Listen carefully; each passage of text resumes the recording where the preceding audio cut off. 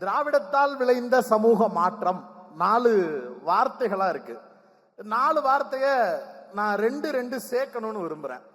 திராவிடத்தால் சமூகம் விளைந்த மாற்றம்.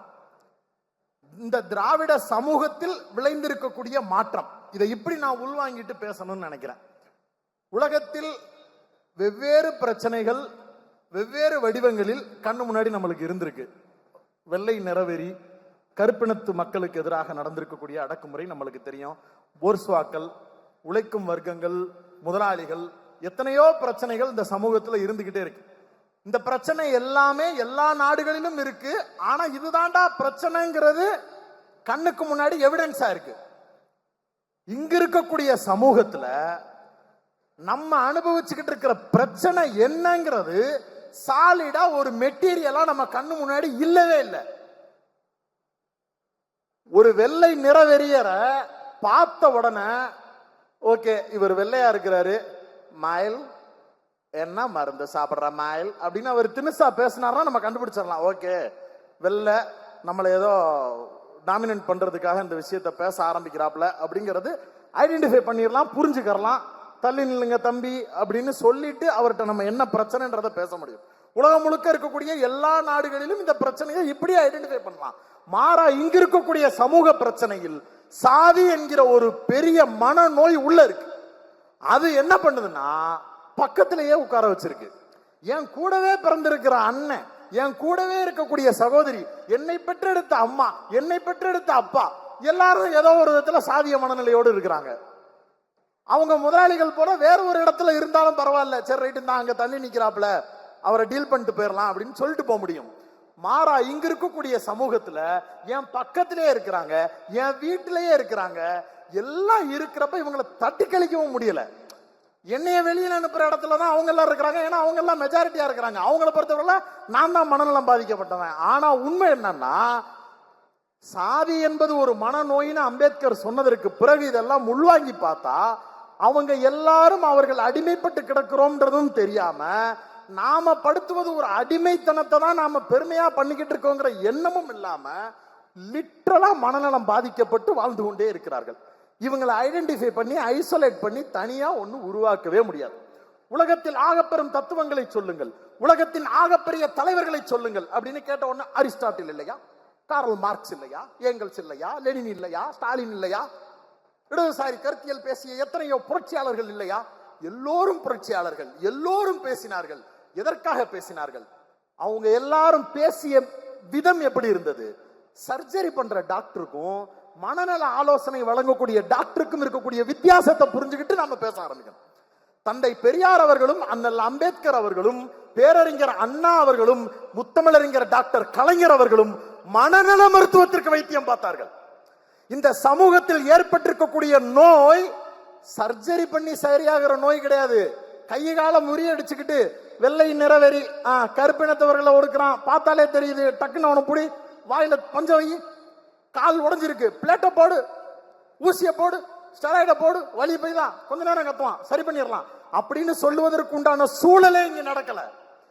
மாறா இங்க இருக்கக்கூடிய உண்மையான பிரச்சனையை, இங்க இருக்கக்கூடிய யதார்த்தமான பிரச்சனையை, சமூக சிக்கலை உணர்ந்து கொண்டதால் என்னுடைய பிரச்சனையிலிருந்து பார்க்கும் போது எந்த விதத்திலும் சளைத்த தலைவர்களாக இவர்கள் உலக அரங்கில் இல்லை. இன்னொரு உதாரணமும் சொல்றேன். நிறப்பிரச்சனை மீதி இருக்கக்கூடிய நாடுகளில் இருக்கக்கூடிய சமூக பிரச்சனையினுடைய அரசியல் தீர்வுகளை எடுத்துக்கிட்டு வந்து இங்கே அப்ளை பண்ணா ஜெயிக்க முடியாது. இந்த மண்ணுக்கேற்ற ஒரு தத்துவம் வேணும்னு அங்க நம்ம பேச வேண்டிய இடத்தை நோக்கி நகர்வோம். மாறா இங்கு இருக்கக்கூடிய திராவிட அரசியல், இங்கு ஏற்பட்டிருக்கக்கூடிய சமூக மாற்றம், இங்கு ஏற்பட்டிருக்கக்கூடிய அரசியல் தன்மை, இவை அனைத்தையும் நீங்கள் உலகத்தின் எந்த பிரச்சனைக்கும் கொண்டு போய் தீர்வா வைக்க முடியும். ஏன்னா அப்படி ஒரு பெரிய பிரச்சனையை டீல் பண்ணி இருக்கிறோம் நம்ம. ஏன்னா இங்கதான் மனநலம் பாதிக்கப்பட்ட பேஷண்ட் இருந்திருக்கிறான். அந்த பேஷண்ட்டுக்கு வைத்தியம் பார்க்கிற டாக்டருக்கு தான் தெரியும் எப்படி இந்த பக்கம் ஊசி போட தேவையில்லை, இதுகிட்ட கன்வின்ஸ் பண்ணி பேச வேண்டியது இருக்கு, இவங்களை கொண்டு போய் இந்த இடத்துல உட்கார வச்சு பேச வேண்டியது இருக்கு. உரையாடுவதன் மூலமாக, அவர்களை அரசியல் படுத்துவதன் மூலமாக மட்டுமே தான் இந்த சமூக மாற்றத்தை நிகழ்த்த முடியும். முதலாளி நம்மளை ஒடுக்கிறாருன்றத வெளிப்படையா ஒரு தொழிலாளிட்ட கண்ணு முன்னாடி சொல்லிட முடியும். இலங்கையில இப்ப நடந்துச்சு. அதிகார வர்க்கம் தங்களை எதிர்த்து இவ்வளவு பெரிய மோசமான அடக்குமுறையை செலுத்துகிறதுன்னு மக்கள் எல்லாரும் திரண்டு போயிட்டாங்க. மாறா இங்க இருக்கக்கூடிய சமூகத்திட்ட அதை செய்ய முடிஞ்சுச்சா? காலையில பெரியார் போய் நின்று பேசிட்டு வருவாரு, அண்ணா ஒரு பக்கம் மேடை போட்டு பேசிட்டு வருவாரு, பேசிட்டு புரட்சி தளல் பொங்க போகுது அப்படின்னு நினைச்சுக்கிட்டு இப்படி திரும்பின உடனே ஒரு காப்பி வர்ற செகண்ட்ல ஆள் இருக்க மாட்டாங்க. பண்ணையாரு கோயில்ல லைட்டு கட்ட கூப்பிட்டாரு, அதனால கிளம்பிட்டாங்க. அப்பதான் அந்த கங்க பத்த வச்சிருப்போம், அதுக்குள்ள தண்ணியை ஊத்தி எரிக்கிற மாதிரி ஒரு சமூகமே அதற்கு தயாரா இல்ல. ஏன்னா அவங்க அடிமைப்பட்டிருக்கிறாங்கன்றத புரிதலுக்கு உட்படுத்தி அவர்களுக்கு ஒரு அறுவை சிகிச்சையை நடத்துவதற்கு உண்டான சூழல் இங்கு உடனடியா சட்டுன்னு நடக்கவே இல்லை. ஆனா அதை ஐடென்டிஃபை பண்ணப்பட்ட தலைவர்கள் திராவிட இயக்கத்தில் இருந்த தலைவர்கள். இந்த திராவிட இயக்கத்தின் தலைவர்கள் நோய் நாடி நோய் முதல் நாடி அது தணிக்கும் வாய் நாடி வாய்ப்பை செயல்ன்றது போல நோயை கண்டுபிடிச்சாச்சு, நோய்க்கான பிரச்சனை என்னன்றதை கண்டுபிடிச்சாச்சு, தீர்வை நோக்கி நகரணும்ன்றதை எடுத்துட்டு வர்றாங்க. மாற்றங்கள்ல இருந்து பேசணும்னு நினைக்கிறேன்.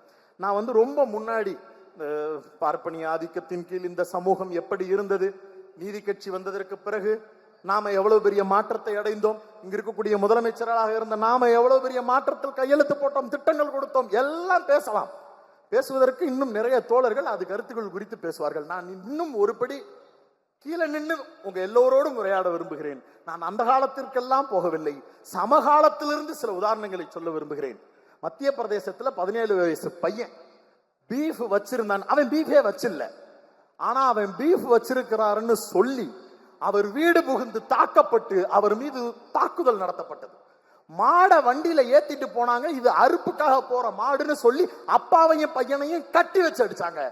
இதே இந்தியாவில் தமிழ்நாட்டின் கோயம்புத்தூரில் ஒரு சகோதரியை நீ எப்படி இந்த தெருவுல பீஃப் கடை போடலாம்னு சொன்ன போது அந்த சகோதரி மேடையேறி சொன்னார், பத்திரிகையாளர்கள் மத்தியில் நின்று சொன்னார், இது ஏன் நாடு, நான் அப்படித்தான் பீஃப் கடை போடுவேன், இது என்னுடைய உணவு, என்னுடைய உரிமை, தடுத்து பாருன்னு சொன்னாங்க. யார? ரோட்ல போற சாமானியனை பார்த்து சொல்லல, இந்தியாவையே ஆட்சி செய்து கொண்டிருக்கிறேன், 56 இன்ச்சு எனக்கு இருக்கிறதுன்னு சொல்லி வெட்டு புகழாரங்கள் பேசிக் கொண்டிருக்கக்கூடிய ஒன்றிய பிரதமரின் கட்சியில் இருக்கக்கூடிய ஒரு முக்கிய பிரமுகர் எதிர்த்து கேட்கும் போது ஒரு சகோதரி எனக்கு பின்னாடி என் ஜாதி இருக்கு, எனக்கு பின்னாடி என் மதம் இருக்கு, எனக்கு பின்னாடி ஒரு கட்சி இருக்குன்னு பேசல, இது என் ரைட்ஸ்னு பேசினாங்க. அந்த சமூக மாற்றத்தை இங்க இருக்கக்கூடிய திராவிட இயக்கங்கள் விதைத்தது. ரொம்ப முன்னாடி போல நேத்து மாலை முரசு டிவி டிபேட் ஒரு சங்கி பேசுறாரு, இந்தியா சுதந்திரம் வாங்கினாங்க, வாங்கினதுக்கு பிறகு இந்துக்கள்லாம் இங்க இருந்தோம், இஸ்லாமியர்கள் எல்லாம் தங்களுக்கு ஒரு தனி நாடு வேணும்னு கேட்டாங்க, கேட்டதுக்கு பிறகு சரி ரைட்டு கிளம்புங்க அப்படின்னு சொல்லிட்டோம். ஒரு சிலர் இல்ல இல்ல நாங்க போக விரும்பல, நாங்க இங்கேயே இருந்துக்கட்டுமா அப்படின்னு கேட்டாங்க. சரி போனா போகுதுன்னு அவங்களெல்லாம் இருக்க விட்டோம். அத்தனை ஒரு டிவி ஷோல உட்கார்ந்து பேசுறாரு. நண்பர்களே, அந்த பேச்சு அவர் பேசி முடித்து அந்த சத்தம் பக்கத்தில் இருந்தவர்களுடைய காதுகளுக்குள் விழுந்து முடிப்பதற்குள் அங்கிருந்து எதிர்ப்பு குரல் கிளம்பியது. இந்திரகுமார் என்கிற ஒரு ஊடகவியலாளர் மூலமாக கிளம்பியது. பேசியதற்கு அப்துல்லா தேவைப்படவில்லை நண்பர்களே, பேசியதற்கு ஒரு இம்ரான் தேவைப்படவில்லை, அந்த எதிர்வினையை ஆற்றுவதற்கு இங்கு இந்திரகுமார் போதும். அப்படிப்பட்ட சமூகமாக மாற்றி இருக்கிறோம். அந்த நிகழ்ச்சியை நடத்தி கொண்டிருந்த ஊடகவியலாளர் சொல்றாரு, அடுத்த ரவுண்ட் உங்களுக்கு கொடுக்க முடியாது தலைவா, பேசாம பேச்ச நிறுத்திக்கிங்க, அதுதான் உங்களுக்கு மரியாதை. அப்படிப்பட்ட சமூக மாற்றத்தை இங்க நிகழ்த்தி காட்டி இருக்கிறோம். ரொம்ப சிம்பிள். இப்பயும் நடந்துகிட்டு இருக்கு. இதே இந்தியாவில் குஜராத்ல நீதிமன்றத்துல சொல்றாங்க, 17 வயது சிறுமி பாலியல் வல்லுறவுக்கு உட்படுத்தப்பட்டு வயிற்றில் கருவோடு நிற்கிறார், அந்த குழந்தைக்கு நீதி வேண்டும் என்று அனைவரும் போராட வேண்டும் என்கிற எண்ணம் நம்மிடையே இருந்தது. ஆனால் நீதிமன்றம் சொல்லுகிறது, நம்ம அப்பா அம்மா எல்லாம் 15 வயசுல பிள்ளை பெத்துக்கலையா, நாம பெத்துக்கிறதுல என்ன தப்பு இருக்கு, அவனையே கட்டிக்கிட்டு நீ பெத்துக்க வேண்டியதுதானேன்னு நீதிமன்றம் சொல்லுகிறது.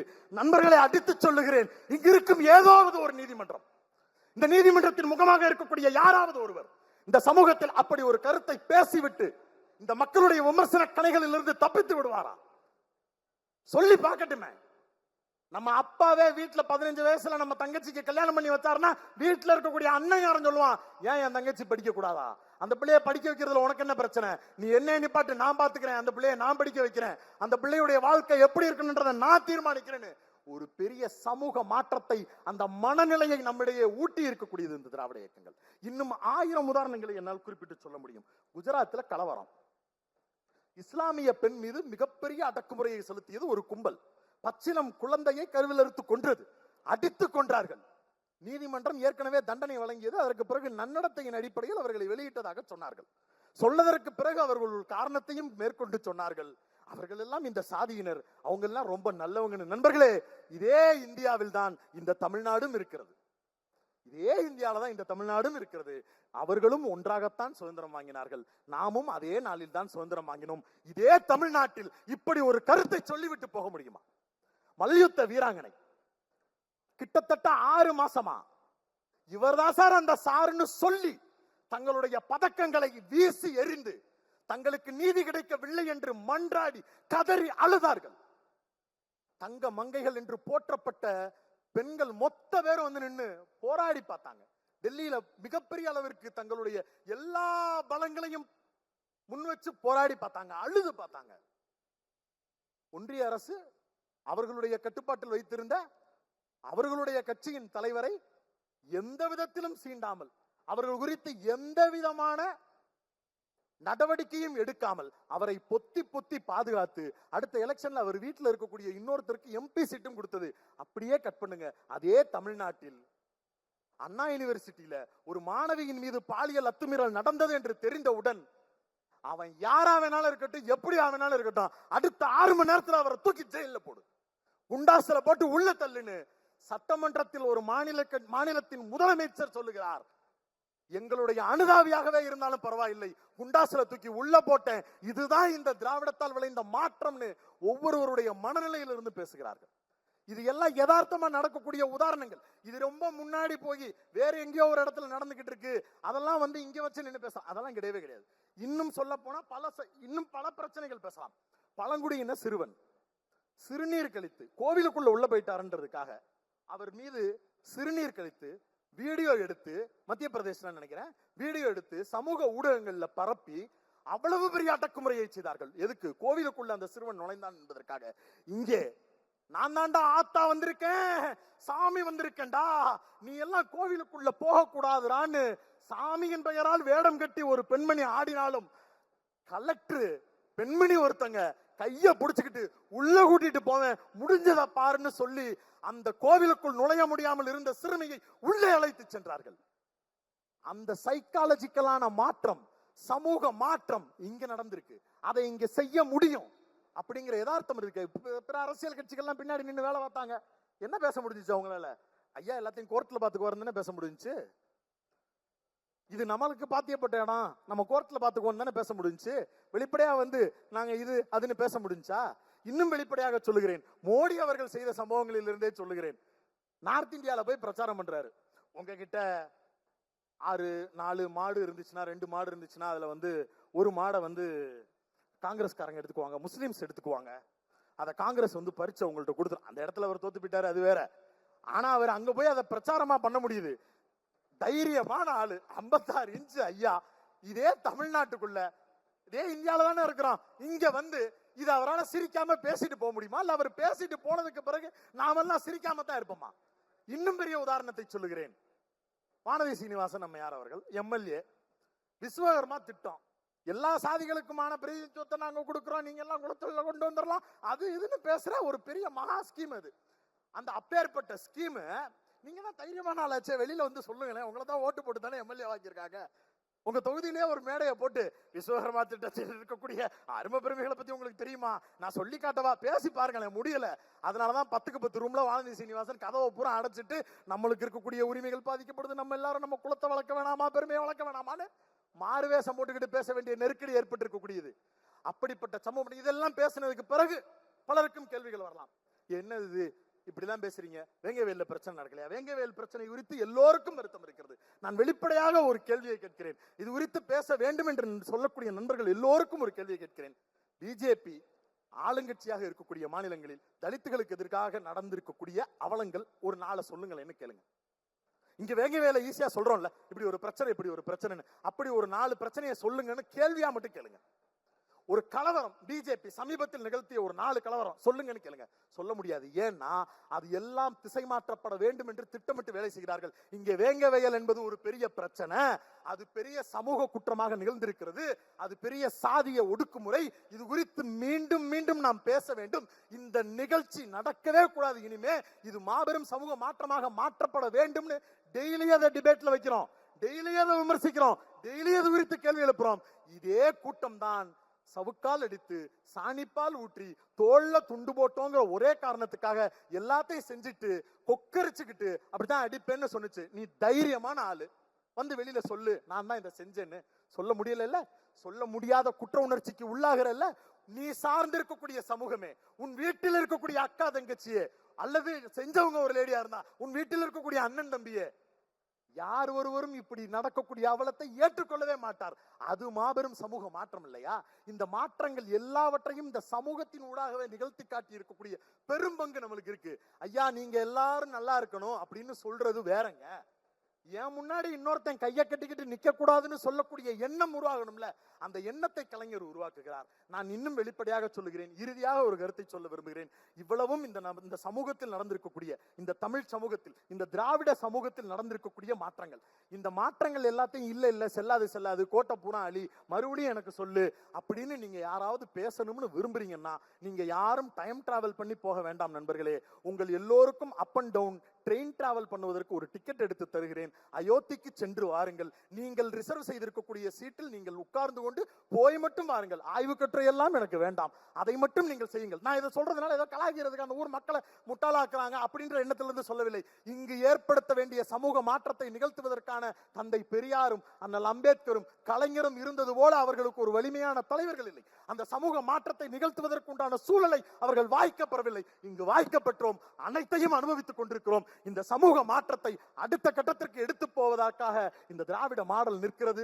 இந்த சமூக மாற்றத்தோடு பயணிப்போம். அடுத்த கட்டத்திற்கு நம்முடைய ஒவ்வொரு வாழ்க்கையும் எடுத்துச் செல்வோம். நன்றி நண்பர்களே.